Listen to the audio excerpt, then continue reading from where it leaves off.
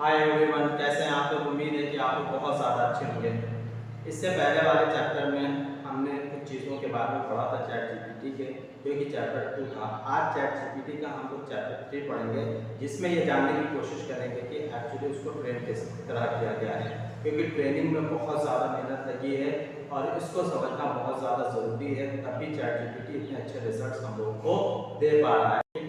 यहाँ पर एक चीज़ हम आप लोगों को क्लियर करते हैं, जो कंप्यूटर्स होते हैं वो अल्फ़ाबेट्स को नहीं समझते हैं, वो सिर्फ नंबर्स को समझते हैं और नंबर्स में 0 और 1 को ही वो रिकॉग्नाइज कर पाते हैं। इंग्लिश अपने आप में बहुत ज़्यादा कॉम्प्लिकेटेड लैंग्वेज है।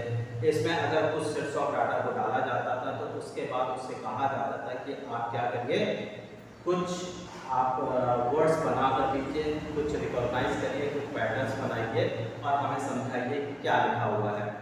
इस तरह के चैटबॉट्स को ट्रेन करने के लिए हमें बहुत ज़्यादा प्रेफर करना पड़ता था, बहुत ज़्यादा सेट्स ऑफ डाटा को उसमें फीड करना पड़ता था, जिसको हम लोग लार्ज लैंग्वेज मॉडल के नाम से जानते हैं। बेसिक ट्रेनिंग में हम लोग कुछ सेट्स ऑफ डाटा हमको प्रोवाइड करते थे। एक टेक्निक को कहा जाता है नेक्स्ट टोकन प्रेडिक्शन और दूसरे को मास लैंग्वेज मॉडलिंग के नाम से जाना जाता है।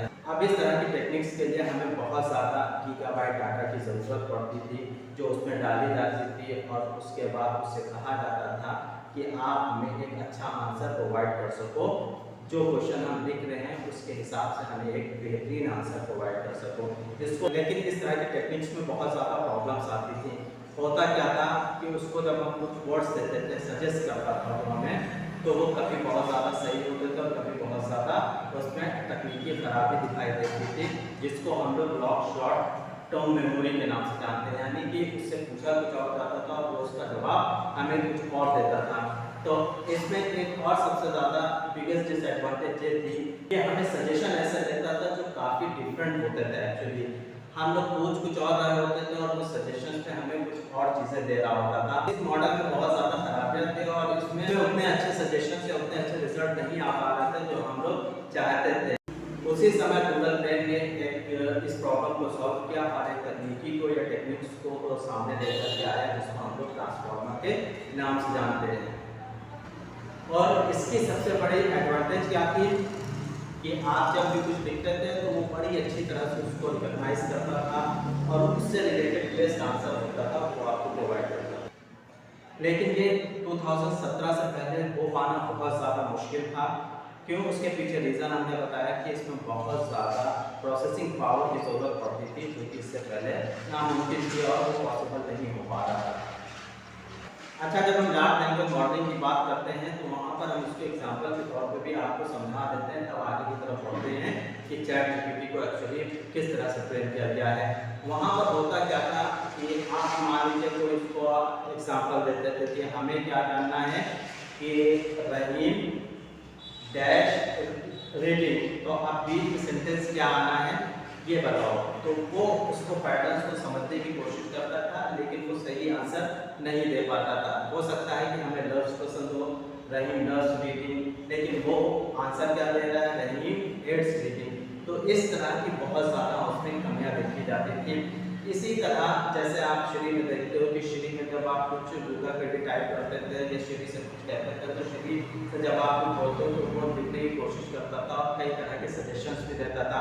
या व्हाट्सएप पे आप जब चैट करते हो तो सजेशन में एक वर्ड्स आ जाते हैं, वो वर्ड्स क्या करते हैं, वो वर्ड्स हमें एक तरह से ये बता रहे हैं कि शायद आप ये लिखना चाहते हो, लेकिन कभी कभी वो चीज़ सही भी होती थी, कभी कभी गलत होती थी। जैसे कि हम क्या फाइंड करने की कोशिश कर रहे हैं कि रहीम डैश रीडिंग, अब उसको हम लिखना वहाँ पर लव चाहते हैं, लेकिन उसने वहाँ पर क्या लिख कर दे दिया है। तो ये एक बहुत बड़ी कमी होने की वजह से उस तकनीकी वो टेक्नोलॉजी बहुत ज़्यादा यूजफुल हम लोगों के लिए नहीं हो पाई। इसीलिए जब गूगल ब्रेन ने ये प्रॉब्लम सॉल्व की तो उस सॉल्यूशन के बाद ही हम इसको बहुत ज़्यादा अच्छी तरह से बना सकें। और ये सब सिर्फ हो सका 2017 के बाद ही, जैसा कि हमने बताया था इससे पहले भी कि हमारे पास उतना प्रोसेसिंग डाटा अवेलेबल नहीं था, जिसकी वजह से चैट जीपीटी को बनाने में बहुत ज़्यादा डाटा को यूज़ किया गया है, इसलिए 2017 से पहले ये पॉसिबल नहीं हो पाया था। अब यहाँ पर एक चीज़ और आपको यहाँ पर समझाते चलें, जैसा कि आपको बताया गया कि ये किस तरह से इसको ट्रेन किया गया है, ये बात आपको एक छोटे से प्रोसेस बता दी गई। हालांकि इसमें और भी बहुत ज़्यादा चीज़ें हैं। जो कि यहाँ पर एक वीडियो में ये सारी चीज़ें एक्सप्लेन कर पाना नामुमकिन है। इसीलिए हम आगे आपको इसके बारे में नई चीज़ आपको बताएंगे कि जो चैट जीपीटी है हमें क्या स्पेशल फील कराती है, उसके बारे में हम आपको बताएंगे और उससे रिलेटेड सारी चीज़ें फिर यहाँ पर ओपन एआई की शुरुआत होगी कि ओपन एआई ने किस तरह से चैट जीपीटी को ट्रेन किया और उसने हमें किस तरह से स्पेशल फील कराया। ये सारी बातें आने वाले नेक्स्ट वीडियो में नेक्स्ट चैप्टर में की जाएंगी। आज के लिए इजाज़त दीजिए। Thank you very much.